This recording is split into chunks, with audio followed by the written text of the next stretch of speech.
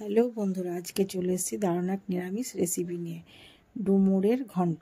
ডুমুরটাকে 4 ফালি করে কেটে ভালো করে ধুয়ে প্রেসারে দিয়ে গ্যাসে 2টো সিটি মেরে দিলাম। 2টো সিটি মেরে গ্যাসটা বন্ধ করে প্রেসারটাকে নামিয়ে রাখলাম। অন্য পাত্রে ডুমুরটাকে ঢেলে একটু ঠান্ডা হতে দিলাম। আর এদিকে ছোট করে আলু ডুমো ডুমো করে কেটে নিলাম। আলু ভালো করে ধুয়ে নিলাম। গ্যাস ধরিয়ে কড়াই বসিয়ে তাতে তেল দিয়ে আলুটাকে লাল লাল করে ভেজে নিলাম।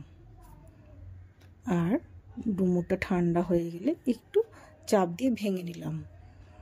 চাপ দিয়ে ভেঙে নিয়ে ওতে নুন, হলুদ, জিরে গুঁড়ো, ধনে গুঁড়ো, লঙ্কা গুঁড়ো, আদা বাটা দিয়ে নিলাম।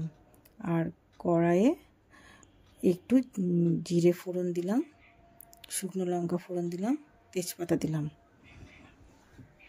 দিয়ে ডুমুরটাকে কড়াইয়ে ছেড়ে দিলাম।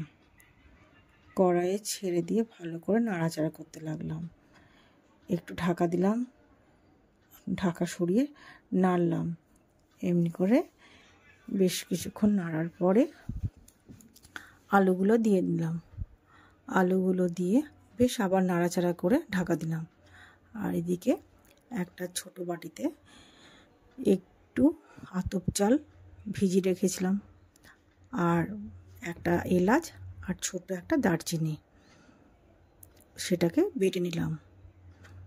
বেটে নিয়ে একটু ঢাকা দিয়ে রাখলাম। ঢাকা সরিয়ে আবার ডুমুরটাকে নাড়াচাড়া করে নিলাম।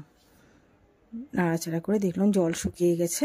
তখন এই আতপ চাল বাটাটা দিয়ে দিলাম।